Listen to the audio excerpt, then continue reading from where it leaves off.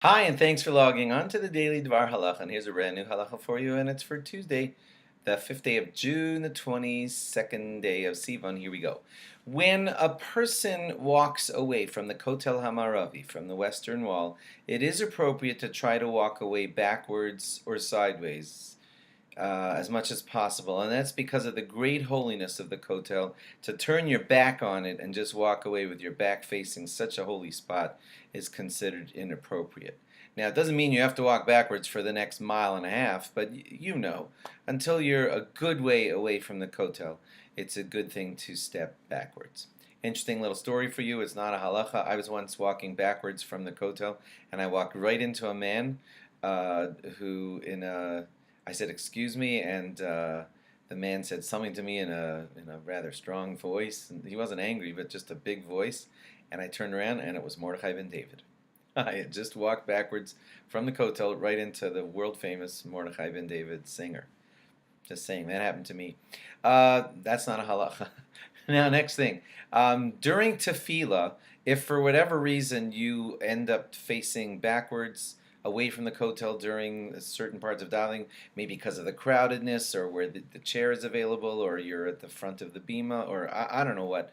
If you're facing away from the Kotel during your tefillah, it's not the end of the world, okay? I guess it's still better to be facing the Kotel, but it's more inappropriate to walk away from the Kotel and turn your back on it.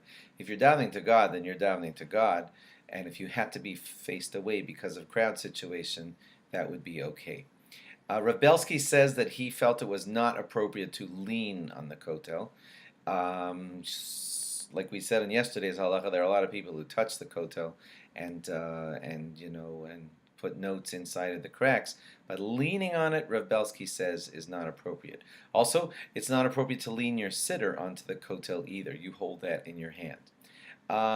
There is a segula, that means like a sort of an extra benefit to you if you're davening for something that's very important. If you daven for 40 days consecutively at the Kotel, it's supposed to enhance the strength of the requests that you're making to God.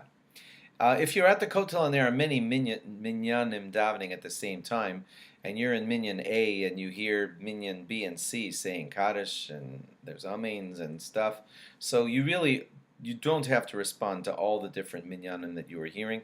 You mainly respond to the minyan that you are davening with.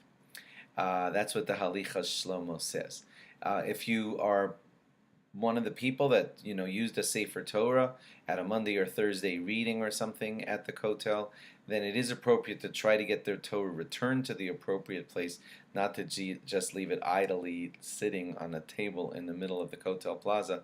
If you have an opportunity to put it away where it belongs or ask someone where it belongs, that would be more appropriate. Some say, there's one area that's available to the men at the Kotel where you're kind of more in the roofed over area, in the indoors part.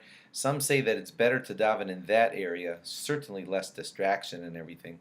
So if that's available to you, that would be considered a better place to daven when you're at the Kotel area. Thanks for logging on, and log on again tomorrow for more. Bye-bye.